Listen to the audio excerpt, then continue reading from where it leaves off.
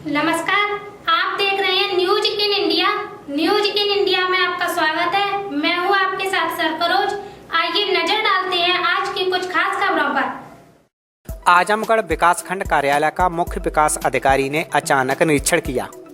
उन्होंने आवास सहित अन्य बिंदुओं पर समीक्षा करके चेतावनी दी कि अगर अपात्रों को आवास दिया गया तो रिकवरी के साथ साथ दोषी कर्मचारियों के खिलाफ सख्त कार्रवाई की जाएगी। विकासखंड कार्यालय पर मुख्य विकास अधिकारी आनंद कुमार शुक्ला द्वारा आकस्मिक निरीक्षण किया गया।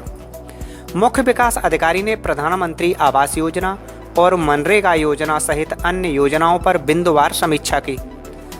समीक्षा बैठक में उन्होंने उपस्थित अधिकारी कर्मचारियों को सख्त लहजे में कहा कि प्रधानमंत्री आवास योजना के तहत पात्रों को आवास दिए जाएं।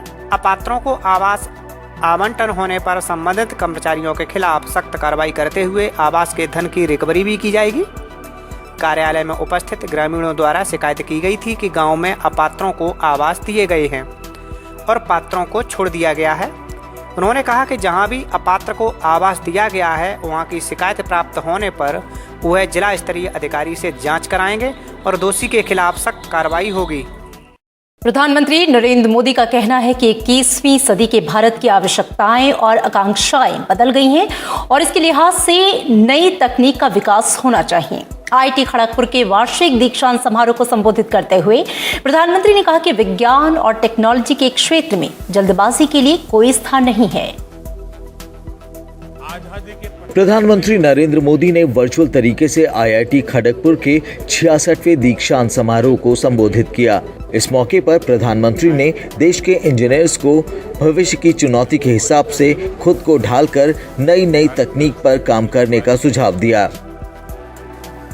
प्रधानमंत्री ने छात्रों को जीवन में आगे बढ़ने के लिए सेल्फ अवेयरनेस, सेल्फ कॉन्फिडेंस और सेल्फनेस का मंत्र दिया। प्रधानमंत्री ने कहा कि भारत को ऐसी टेक्नोलॉजी चाहिए जो पर्यावरण को कम से कम नुकसान पहुंचाए, ड्यूरेबल हो और लोग ज्यादा आसानी से उसका इस्तेमाल कर पाएं। प्रधानमंत्री ने कहा कि 21वीं सदी के भारत की स्थिति भी बदल गई है, जरूरतें भी बदल गई हैं और एस्पिरेशन भी बदल गई हैं। प्रधानमंत्री ने देश को चौथी औद्योगिक क्रांति यानी इंडस्ट्री 4.0 के लिहाज से तकनीक के विकास पर बल दिया। प्रधानमंत्री ने कहा कि आईआईटी को इंडियन इंस्टीट्यूट ऑफ टेक्नोलॉजी ही नहीं, इंस्टीट्यूट ऑफ इंडिजिनस टेक्नोलॉजीज के मामले में अगले स्तर पर ले जाने की जरूरत है। साथियों, कोरोना के बाद बनी वैश्विक परिस्थितियों में साइंस, टेक्नोलॉजी, रिसर्च और इनोवेशन में भारत एक बड़ा ग्लोबल प्लेयर बन सकता है। इसी सोच के साथ इस वर्ष के साइंस और रिसर्च के लिए बजट में भी बड़ी वृद्धि की गई है। पीएम रिसर्च फेलो स्कीम के माध्यम से भी आप जैसे टैलेंटेड साथियों के लिए रिसर्च का नया माध्यम उपलब्ध हुआ है। आपके आइडिया के इंक्यूबेशन के लिए स्टार्टअप इंडिया मिशन से भी आपको मदद मिलेगी। कुछ दिन पहले ही एक और महत्वपूर्ण पॉलिसी रिफॉर्म किया गया है, जिसके बारे में मैं विशेष तौर पर आपको बताना चाहता हूं। सरकार ने मैप और जियो स्पेशियल डेटा को कंट्रोल से मुक्त कर दिया है। इस कदम से टेक स्टार्टअप इकोसिस्टम को बहुत मजबूती मिलेगी। इस कदम से आत्मनिर्भर भारत का अभियान भी और तेज होगा। इस कदम से देश के युवा, स्टार्टअप्स और इनोवेटर्स को नई आजादी मिलेगी। स्वास्थ्य क्षेत्र में बजट प्रावधानों पर वेबिनार में प्रधानमंत्री नरेंद्र मोदी ने कहा कि स्वास्थ्य सेवा को किफायती बनाने और इसकी सुलभता को अगले स्तर पर ले जाने की आवश्यकता है, जिसके लिए आधुनिक तकनीक का इस्तेमाल बढ़ाया जा रहा है। उन्होंने कहा कि भविष्य में भारतीय चिकित्सकों, पैरामेडिकल कर्मियों की मांग दुनिया भर में बढ़ेगी। हमें भारत निर्मित टीकों की बढ़ती मांग के लिए तैयार रहना होगा। प्रधानमंत्री ने कहा कि सरकार देश में स्वास्थ्य सेवा के प्रति व्यापक दृष्टिकोण अपना रही है और इसके तहत उपचार के साथ स्वास्थ्य को बेहतर बनाने पर ध्यान केंद्रित किया जा रहा है। प्रधानमंत्री नरेंद्र मोदी ने स्वास्थ्य क्षेत्र में केंद्रीय बजट के प्रावधानों को प्रभावी तौर पर लागू करने को लेकर आयोजित वेबिनार को संबोधित किया। प्रधानमंत्री ने कहा कि सरकार भारत को स्वस्थ रखने के लिए 4 मोर्चों पर एक साथ काम कर रही है। इनमें बीमारियों को रोकने यानी प्रिवेंशन ऑफ इलनेस और प्रमोशन ऑफ वेलनेस, गरीबों को सस्ता और प्रभावी इलाज, हेल्थ इंफ्रास्ट्रक्चर और हेल्थ केयर प्रोफेशनल्स की क्वांटिटी और क्वालिटी में बढ़ोतरी और समस्याओं से पार पाने के लिए मिशन मोड पर काम करना शामिल है। प्रधानमंत्री ने स्वास्थ्य क्षेत्र के लिए निर्धारित किए गए बजट प्रावधानों को अभूतपूर्व बताया। प्रधानमंत्री नरेंद्र मोदी ने कहा है कि सरकार ने देश में कोविड के दौरान बहुत कम समय में एक मजबूत स्वास्थ्य ढांचा तैयार किया है। प्रधानमंत्री ने कहा कि समग्र दृष्टि के साथ एकीकृत नीति अपनाते हुए सरकार देश के दूर दराज के क्षेत्रों में एक मजबूत स्वास्थ्य बुनियादी ढांचा तैयार करने पर ध्यान दे रही है। प्रधानमंत्री ने कहा कि भारत ने समन्वित प्रयास से कई लोगों की जान बचाई है और हमारा लक्ष्य भविष्य के किसी भी संकट के लिए तैयार रहना है। उन्होंने बताया कि देश से 2025 तक क्षय रोग यानी टीबी रोग के उन्मूलन का लक्ष्य है और सरकार इस दिशा में मजबूती से काम कर रही है। बीता वर्ष एक तरह से देश के लिए, दुनिया के लिए, पूरी मानव जात के लिए और खास करके हेल्थ सेक्टर के लिए एक प्रकार से अग्नि परीक्षा की तरह रहा था। अनेकों की जिंदगी बचाने में हम कामयाब रहे हैं। कुछ महीनों के भीतर ही जिस तरह देश ने करीब 2500 लैब्स का नेटवर्क खड़ा किया, कुछ दर्जन टेस्ट से हम आज करीब 21 करोड़ टेस्ट के पड़ाव तक पहुंच पाए। ये सब सरकार और प्राइवेट सेक्टर के साथ मिलकर काम करने से ही संभव हुआ है। कोरोना ने हमें ये सबक दिया है कि हमें सिर्फ आज ही महामारी से नहीं लड़ना है, बल्कि भविष्य में आने वाली ऐसी किसी भी स्थिति के लिए भी देश को तैयार करना है। मेडिकल इक्विपमेंट से लेकर मेडिसिन्स तक, वेंटिलेटर से लेकर वैक्सीन्स तक, साइंटिफिक रिसर्च से लेकर के सर्वेलेंस इंफ्रास्ट्रक्चर तक, डॉक्टर से लेकर के एपिडेमियोलॉजिस्ट तक, हमें सभी पर ध्यान देना है।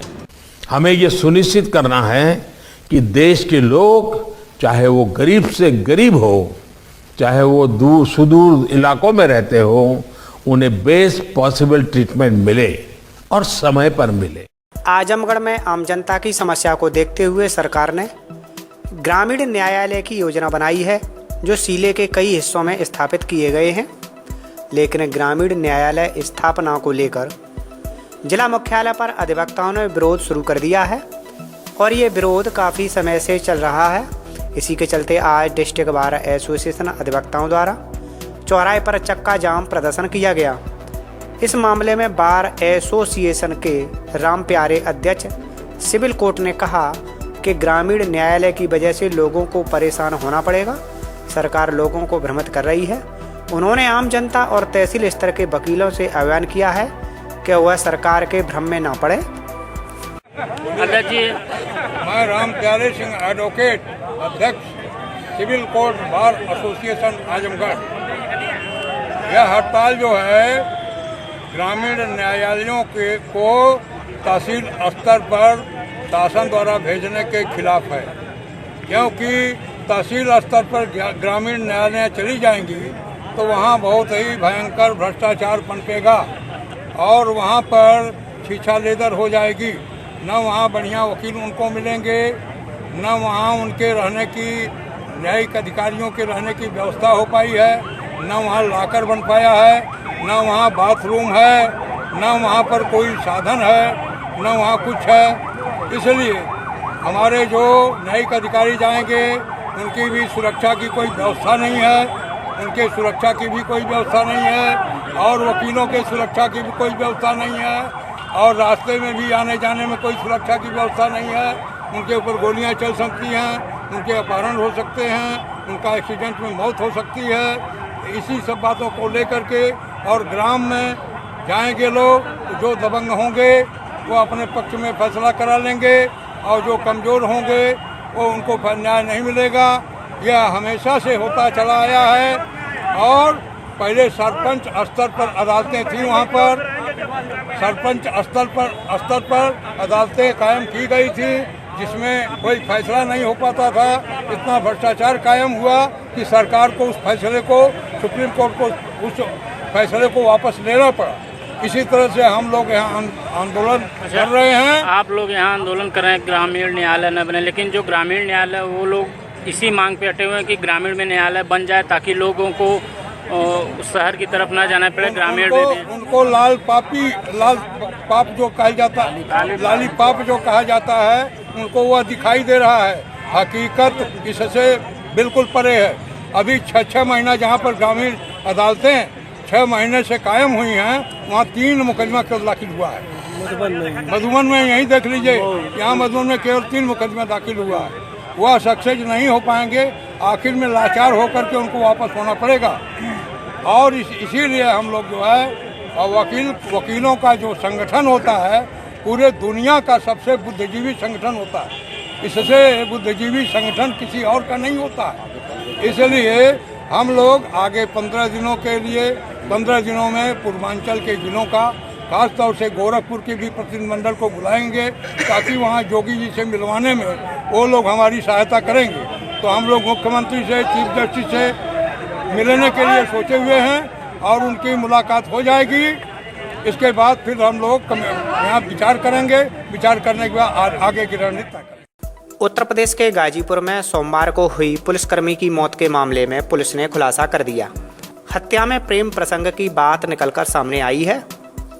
आपको बता दें कि सोमवार को पुलिसकर्मी घायल अवस्था में मिला था, जिसे इलाज के लिए हॉस्पिटल में भर्ती कराया गया। हॉस्पिटल में इलाज के दौरान उसकी मौत हो गई। पुलिस के अनुसार गाजीपुर जिले के खानपुर थाना क्षेत्र के बमनौनी गांव का रहने वाला पुलिसकर्मी अजय यादव अमेठी के गौरीगंज थाने में तैनात था। उसका अपने पड़ोसी गांव की ही एक युवती से कई वर्षों से प्रेम संबंध चल रहा था। दोनों ने वर्ष 2018 में कोर्ट मैरिज भी कर ली थी। सोमवार की सुबह 3:30 बजे युवती के मोबाइल नंबर से अजय यादव को फोन करके घर बुलाया गया। फोन खुद लड़की ने किया था। पुलिसकर्मी युवती के घर पहुंचा। इसके बाद हत्यारे पिता राजेश ने घर वालों की मदद से पहले अपनी पुत्री को गोली मार दी, जिसके चलते उसकी मौत हो गई। फिर अजय यादव की कनपटी पर गोली दाग दी और घायल अजय को अंधेरे में ही लगभग गांव से 2 किलोमीटर दूर ले जाकर रामपुर गांव के सामने फेंक दिया। पुलिस टीम ने मृतक पुलिसकर्मियों के स्मार्टफोन से छानबीन के बाद खेत में दफन किए गए युवती के शव को भी बरामद कर लिया। साथ ही हत्यारोपी पिता को हिरासत में लेकर पूछताछ शुरू कर दी है। उत्तर प्रदेश के मथुरा में देर रात भीषण सड़क हादसा हो गया। थाना नौझील इलाके में यमुना एक्सप्रेसवे पर डीजल के टैंकर ने इनोवा कार में टक्कर मार दी। इनोवा कार सवार 7 लोगों की मौके पर ही मौत हो गई।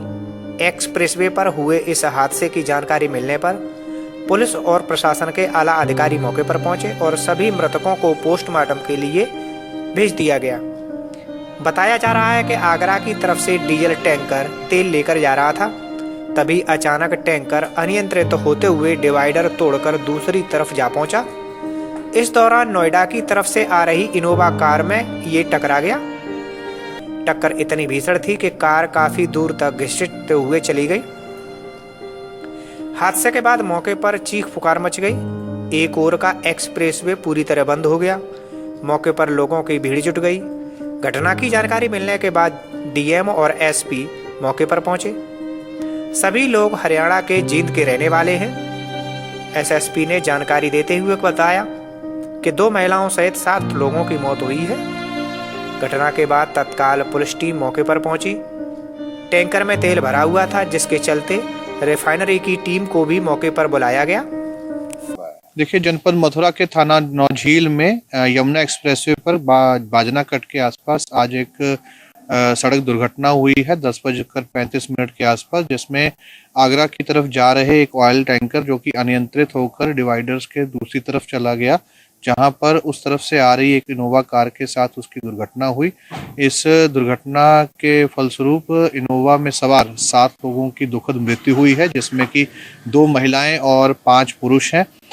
मौके पर सभी अधिकारियों द्वारा पहुंचकर रेस्क्यू वर्क करवाया गया है। सभी बॉडीज को वहां से निकालकर पीएम हाउस के लिए रवाना कर दिया गया है। मैनपुरी में बेवर थाना पुलिस ने वन विभाग की टीम के सहयोग से एक एम्बुलेंस में तस्करी करके ले जाए जा रहे दुर्लभ प्रजाति के 306 कछुए बरामद कर लिए। साथ में एक आरोपी को गिरफ्तार किया गया है। आपको बता दें कि बेवर थाना पुलिस वाहन चेकिंग कर रही थी, तभी मुखबिर से सूचना मिली कि भोगांव की तरफ से एक एम्बुलेंस से कछुए तस्करी करके ले जाए जा रहे हैं। पुलिस ने फरकाबाद रोड पर गाड़ी को रोकने की कोशिश की, लेकिन चालक ने गाड़ी नबीगंज की तरफ भगा दी। पुलिस ने नबीगंज रोड पर तैयार हो रहे पुल के निकट एम्बुलेंस को घेराबंदी कर पकड़ लिया। एम्बुलेंस से 11 बोरे में कछुए भरे मिले। ये कछुए दुर्लभ प्रजाति के बताए जा रहे हैं। सीओ वन विभाग ने बताया कि इंडियन सॉफ्ट सेल टर्टल प्रजाति के 20 और इंडियन फ्लैप सेल प्रजाति के 286 कछुए बरामद किए हैं। वन्य जीव अधिनियम की धाराओं में मुकदमा दर्ज किया गया है और एक आरोपी को जेल भेजा गया है। भागे हुए आरोपियों की जल्द गिरफ्तारी होगी। मुझे सूचना मिली थी कि बेवर थाना इंचार्ज द्वारा कुछ एक एम्बुलेंस पकड़ी गई है जिसमें कछुए बरामद हुए हैं। जब यहाँ मेरी टीम पहुँची और देखा गया तो पाया गया कि एक एम्बुलेंस में 306 कछुए प्राप्त हुए हैं जो 2 प्रजाति के हैं जी, और जिसमें जिनको विधिवत कार्रवाई की जाएगी इनके खिलाफ। जी, कितने अभी तक पकड़े गए हैं?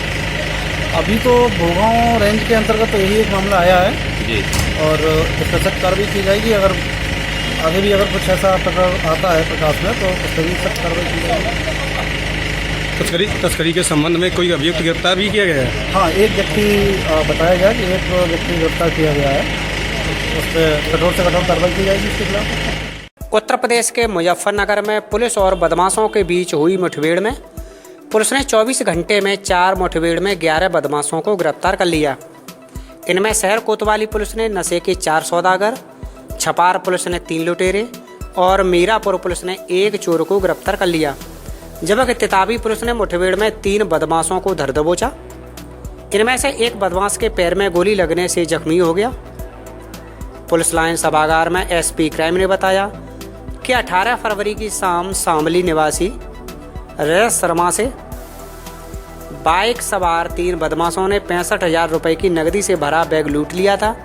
सुबह थानाध्यक्ष छपार ने टीम के साथ देवबंद रोड पर इंटर कॉलेज के पास बाइक सवार 3 युवकों को मुठभेड़ में गिरफ्तार कर लिया। उनके पास से रजत शर्मा से लूटे गए रुपयों से 48,000 की नकदी, बाइक, 2 तमंचे, कारतूस और रजत की वोटर आईडी और डीएल बरामद किया है। वहीं कोतवाली पुलिस ने देर रात काली नदी पुल के पास से हुई मुठभेड़ में 4 बदमाशों को गिरफ्तार किया। इनके पास से करीब 5 लाख रुपए कीमत की 300 ग्राम स्मैक, तमंचा, कारतूस बरामद किए गए हैं। मीरापुर पुलिस की कार्रवाई में पैर में गोली लगने से बदमाश घायल हो गया, जिसे अस्पताल में भर्ती कराया गया है।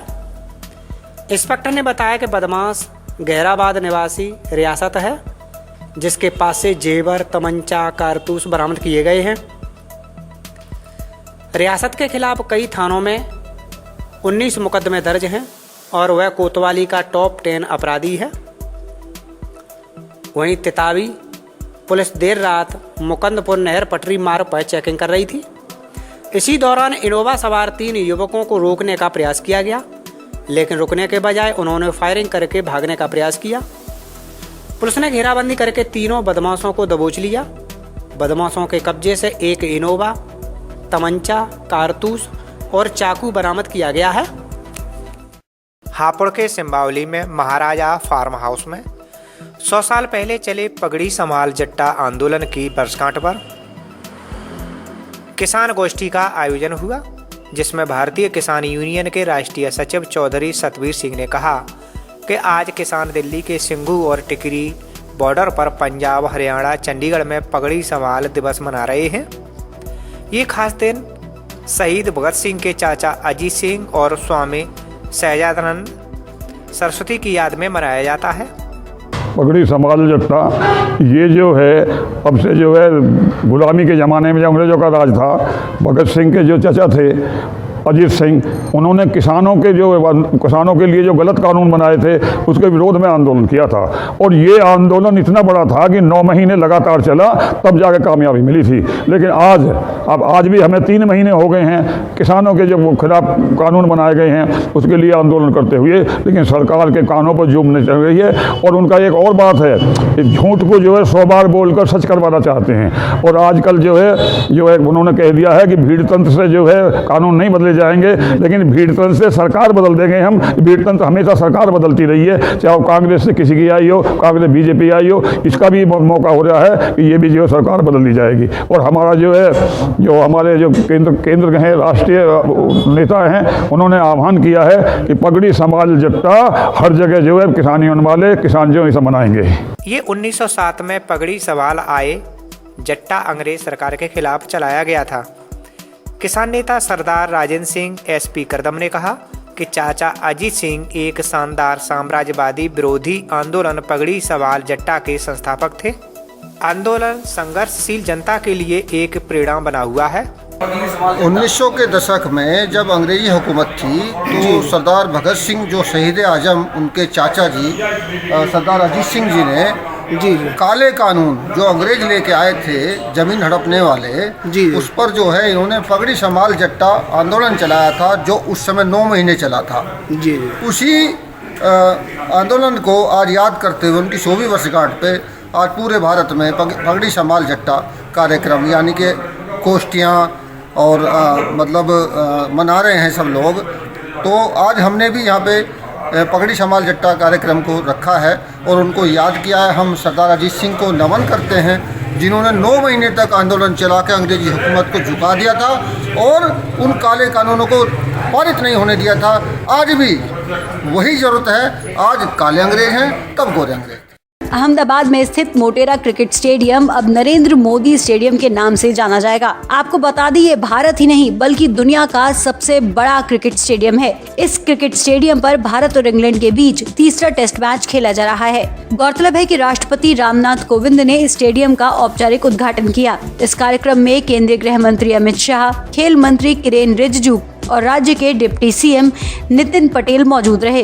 भारत के प्रधानमंत्री जब देश को गाइड करके आगे ले जा रहे हैं तो ऐसा काम मुमकिन होता है। और किस तरीके से इस स्टेडियम को कंस्ट्रक्शन किया, एग्जीक्यूट किया। ये क्रिकेट स्टेडियम सिर्फ सबसे बड़ा स्पोर्ट्स स्टेडियम ही नहीं बल्कि दुनिया का सबसे आधुनिक में से भी एक है।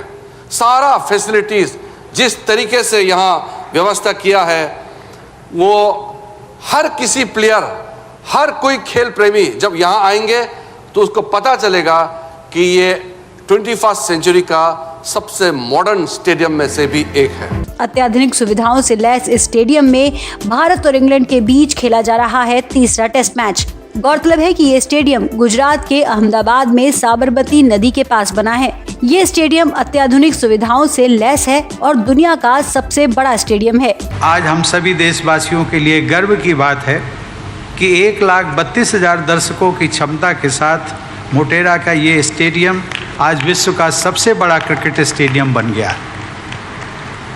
मुझे यह जानकारी दी गई है कि इस स्टेडियम में होने वाले डे नाइट मैचों के लिए LED लाइटिंग से रोशनी की विशेष व्यवस्था की गई है। किसी भी अन्य स्टेडियम में इस्तेमाल हो रही लाइटिंग की तुलना में यहाँ लगभग आधी बिजली खर्च होगी। ऊर्जा का इतना किफ़ायती व सक्षम उपयोग विशेष सराहनीय है। ग्रीन बिल्डिंग सर्टिफिकेशन की गोल्ड रेटिंग से युक्त यह स्टेडियम इको फ्रेंडली विकास का एक अच्छा उदाहरण भी है। यह स्टेडियम विश्व पटल पर अपनी मजबूत पहचान बनाने वाले आज के भारत की आकांक्षाओं और क्षमताओं को प्रदर्शित करता है। देवियों और सज्जनों, भारत ने जो वर्चस्व क्रिकेट में हासिल किया है वह इस विश्वास को मजबूत करता है कि अन्य खेलों में ही नहीं बल्कि विकास के क्षेत्रों में भी हमारा देश विश्व में ऊंचा स्थान प्राप्त करने की क्षमता से परिपूर्ण है। स्टेडियम में 11 मल्टीपल पिच है। 1,10,000 दर्शक एक साथ बैठकर मैच देख सकते हैं। बारिश के कारण यहाँ पर मैच रद्द होने की आशंका अब कम है, क्योंकि 30 मिनट में ही मैदान सूख जाएगा। इस मैदान पर रोशनी के लिए LED लाइट्स का उपयोग किया गया है। इस तरह से दुनिया के सबसे बड़े स्टेडियम में भारत और इंग्लैंड के बीच तीसरा डे नाइट टेस्ट मैच यानी कि पिंक बॉल टेस्ट मैच खेला जा रहा है।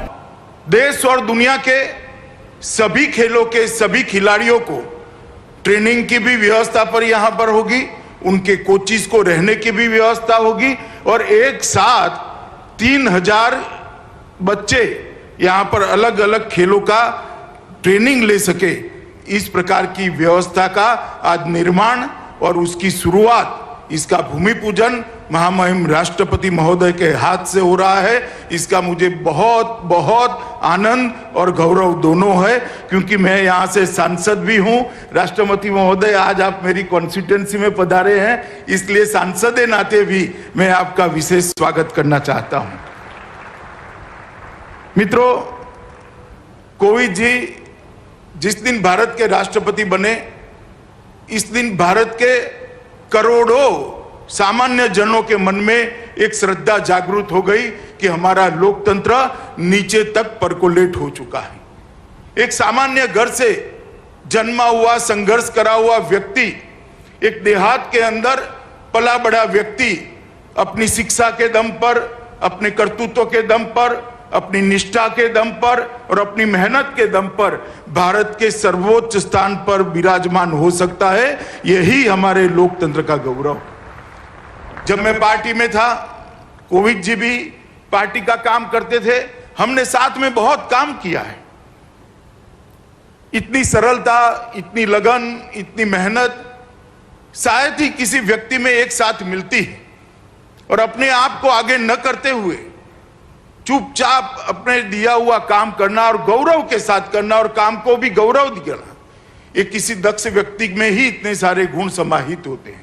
राष्ट्रपति बनने के बाद राष्ट्रपति भवन को उन्होंने आम जन के लिए खुला कर दिया और राष्ट्रपति भवन के अंदर कई ऐसी एक्टिविटियां की, कई ऐसी गतिविधियां की, जिसके माध्यम से राष्ट्रपति भवन लोगों को आज अपना लगने लगा है।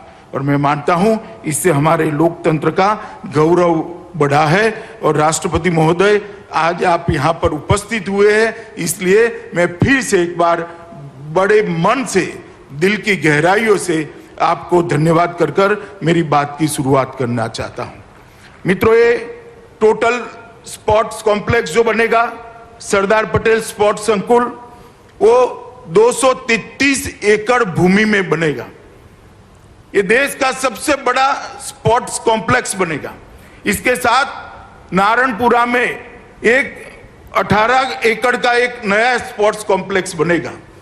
तो ये sports enclave, Sardar Patel sports enclave, Narendra Modi stadium और नारायणपुरा में बनने वाला स्पोर्ट्स कॉम्प्लेक्स, ये तीनों मिलाकर किसी भी अंतर्राष्ट्रीय स्पर्धा में खेलने वाले सभी खेलों को अंतर्राष्ट्रीय स्तर पर खेलने की पूरी व्यवस्था एक ही शहर में, एक ही जगह पे हो जाएगी। ये मुझे लगता है अहमदाबाद के लिए गौरव की बात है। मैं आज बताना चाहता हूं अहमदाबाद और देश के लोगों को कि तीनों चीजें मिलाकर सरदार पटेल स्पोर्ट्स एन्क्लेव, जिसका हिस्सा नरेंद्र मोदी स्टेडियम और नारायणपुरा में बनने वाला एक स्पोर्ट्स कॉम्प्लेक्स, ये तीनों चीजों को अगर मिलाते हैं तो 233 एकड़ भूमि पर कोई भी अंतर्राष्ट्रीय खेल स्पर्धा करनी है, चाहे कॉमनवेल्थ गेम करने हो, चाहे एशियाड करना हो, चाहे ओलंपिक करना हो, अहमदाबाद 6 महीने के अंदर तैयार होकर खड़ा हो जाए। इस प्रकार का स्पोर्ट्स इंफ्रास्ट्रक्चर आज यहां पर बनने की शुरुआत हुई है। और इस स्पोर्ट्स इंफ्रास्ट्रक्चर के बनने के साथ ही अहमदाबाद भारत में स्पोर्ट्स सिटी के नाम से जाना जाएगा, जो हमारे प्रधानमंत्री नरेंद्र मोदी जी गुजरात के मुख्यमंत्री थे तब देखा हुआ उनका सपना था। मित्रों, आज मैं जब यहां पर इस कार्यक्रम में बोल रहा हूं तब मुझे मोदी जी का ये सभी जो सुविधाएं खड़ी हो रही है, इसके लिए उनकी जो दूरदर्शिता थी, उनका जो विजन था, उसका जिक्र अगर मैं नहीं करूंगा तो मेरी बात अधूरी रह जाएगी। मोदी जी जब गुजरात के मुख्यमंत्री बने, उन्होंने गुजरात के मंत्रिमंडल में कहा कि गुजरातियों को 2 चीजों में आगे बढ़ना चाहिए, सब चीज में हम आगे, 2 चीजों को नहीं छोड़नी चाहिए, स्पोर्ट्स और दूसरा सेना में भर्ती। सेना में भर्ती का कोटा भी हमारा खाली रह जाता था और स्पोर्ट्स की दुनिया में भी गुजराती कहीं दूर दूर तक दूरबीन लेकर भी ढूंढो दिखाई नहीं पड़ते थे। वहीं से नरेंद्र भाई ने गुजरात में दोनों की चीजों की शुरुआत की और आज मुझे कहते हुए गर्व है कि जो हमारा गुजरात का कोटा है सेना की भर्ती का, वो आज खाली नहीं जाता है। गुजराती युवा आज सेना में भर्ती होना शुरू हो गया है। और जहां तक खेल कूद का सवाल है, जहां तक स्पोर्ट्स का सवाल है, खेलो गुजरात की शुरुआत करी, बड़ी बड़ी स्पोर्ट्स सुविधाओं के अंदर उन्होंने अपना योगदान दिया, उसको विजुअलाइज किया, उसको जमीन पर उतारा, उसको मूर्त रूप दिया।